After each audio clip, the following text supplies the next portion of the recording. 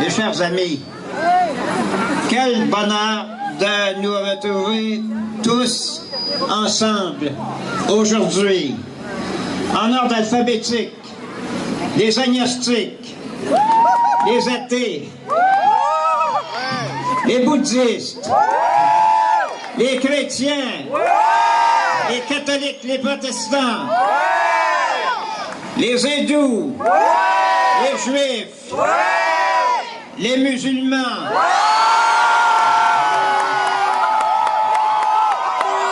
il y en a quelques-uns, semble-t-il, les sikhs et tous les autres, avec ou sans étiquette, tous de toutes croyances et incroyances réunis pour défendre les vraies valeurs du Québec, les valeurs de liberté, d'égalité, de fraternité, qui sont l'honneur du Québec.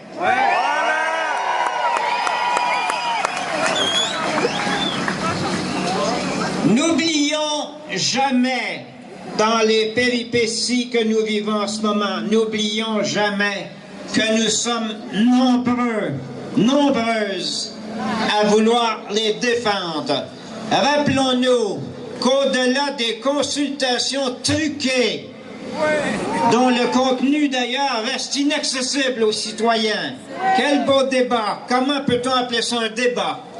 N'oublions pas qu'au-delà de ça, beaucoup de voix se sont élevées pour dénoncer la politique d'exclusion du gouvernement.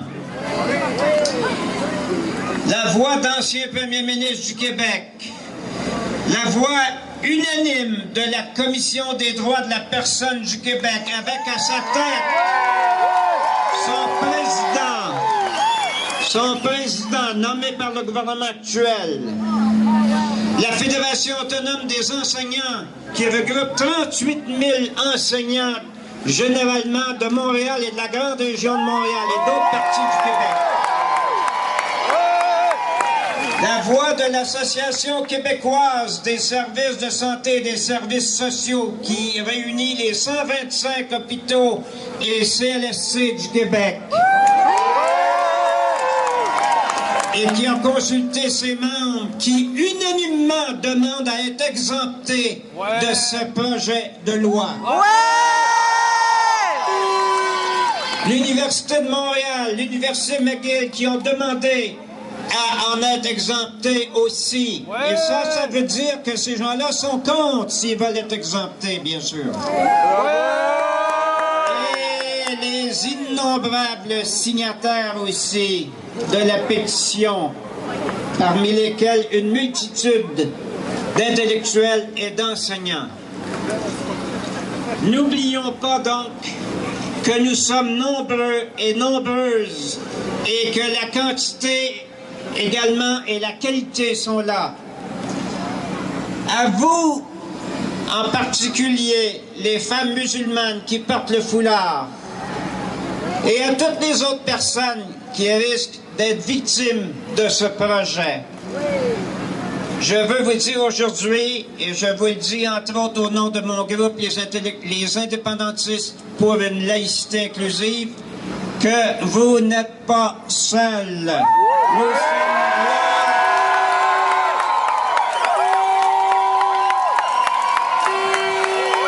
Nous sommes là pour vous appuyer. Nous sommes avec vous et nous allons y rester. Merci beaucoup.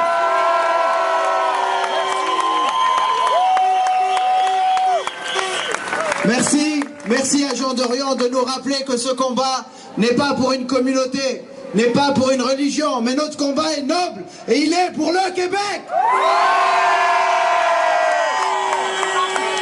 Je vais donner la parole à Monsef Daraji du CMQ, Congrès maghrébin du Québec, qui fait partie des organisateurs. Bonsoir tout le monde. Mon premier message, Marois, ta charte, on n'en veut pas. Marois, ta charte, on n'en veut pas. Marois, ta charte, on n'en veut pas. Non à la charte, non à la charte, non à la charte, non à la Non à la charte. Non à la charte. Mes amis, à la place de Marois et de son ministre, je vais avoir honte. Je vais avoir une grande honte. Vous savez pourquoi? Parce que plusieurs intellectuels respectueux, ils ont lancé un seul message, que sa charte n'a pas sa place au Québec. Sa charte est tout simplement, sa place est dans une poubelle. Mes amis, j'aurais aimé que mon gouvernement, après 6 mois ou 8 mois, lance un pacte de l'emploi, lance un pacte de création de richesse et non pas un pacte de division. Est-ce que c'est ce gouvernement qui va lancer un pays? Non. Honte à vous. Honte à vous. Après une année, vous voulez diviser le Québec. Mes amis, soyez rassurés parce que au Québec, nous sommes dans un État démocratique. Après la Commission des droits de la personne et de la jeunesse, nous avons plusieurs personnes qui ont appuyé notre manifestation, la manifestation contre la charte. Notre combat est lent. Nous devons tous garder sous l'œil tout ce qui se passe au Québec et nous demandons au gouvernement de ne pas attaquer les minorités. Les minorités souffrent déjà. Il y a plus de 26% de taux de chômage. Qu'est-ce que vous voulez de plus? Est-ce que vous voulez ramener ce taux de chômage à 50%? Est-ce que vous voulez renvoyer ce monde au PS? Est-ce que c'est ça que vous voulez au Québec et aux Québécois? Non! Mes amis, je vous dis une dernière chose, que malheureusement, le Parti québécois veut nous diviser, mais nous, on aime le Québec et on va rester unis parce qu'on aime le Québec.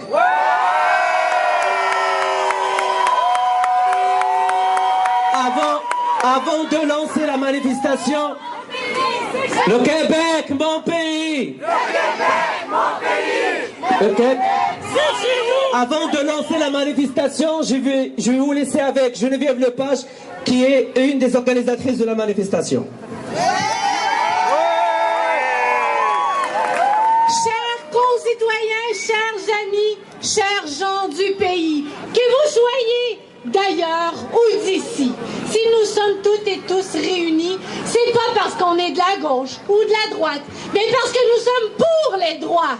C'est pas parce qu'on est fédéraliste ou souverainiste, mais c'est parce que nous sommes québécois. Et au Québec, qu'on soit musulman, sikh, juif, chrétien, athée, qu'on ait le teint clair ou foncé, nous sommes d'abord et avant tout des humains avec une dignité.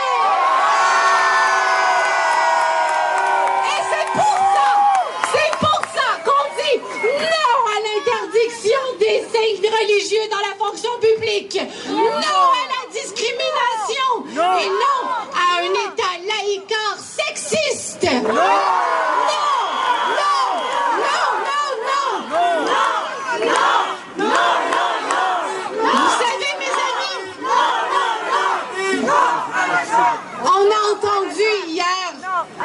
Jeannette, qui est quand même malgré tout une grande féministe. Mais moi aussi, mercredi matin, j'ai reçu un appel d'appui à cette manifestation d'une vénérable féministe qu'est Micheline Dumont. Elle nous a rappelé que le droit de vote des femmes n'a rien à voir avec la laïcité et qu'il faut une laïcité inclusive de tout le monde. Parce que c'est une question de droit. Nous voulons justement dire oui à une véritable égalité, oui à une véritable laïcité, celle qui préserve nos droits et libertés. Parce que c'est de ça, moi, que je me souviens. Et se souviennent aussi des femmes qui, comme ma grand-maman Cécile, se sont débarrassées de l'oppression. Et maintenant, j'aimerais que tous ensemble, on lève le voile. Oui, qu'on lève le voile. Non. Mais non! Attendez! Pas le voile que porte le foulard des femmes musulmanes. Le voile de la peur!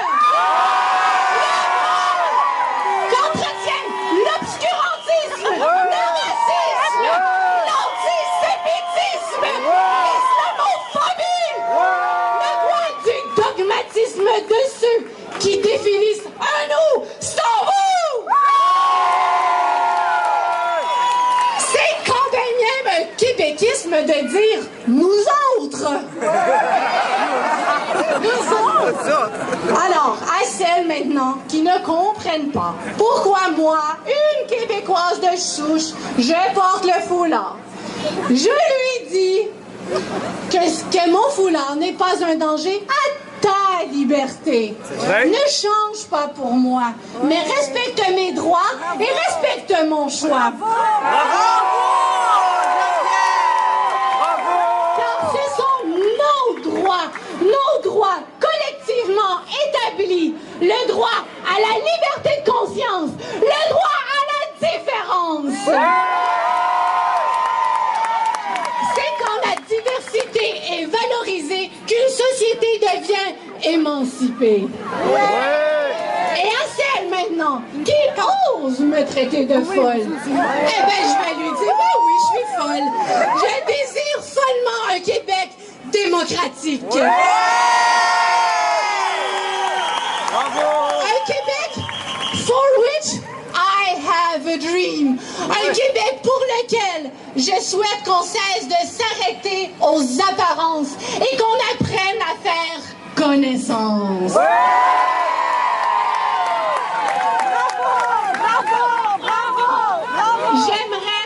J'aimerais conclure, pour conclure, qu'on apaise maintenant le cœur de toutes nos concitoyennes et de tous nos concitoyens, que collectivement, on se fasse un gros câlin. Pour que cesse la méfiance et que règne la confiance. La confiance en soi, la confiance en l'autre. Qu'on démontre notre respect et notre amour à toute la belle province. Car comme le chantait jadis un poète, le temps que l'on prend pour dire « je t'aime », c'est le seul qui reste au bout de nos jours. Les vœux que l'on fait, les fleurs que l'on sème, chacun les récolte en soi-même au beau jardin du temps qui court. Gens du pays. C'est notre tour de parler d'amour dans le pays. C'est notre tour de laisser parler d'amour.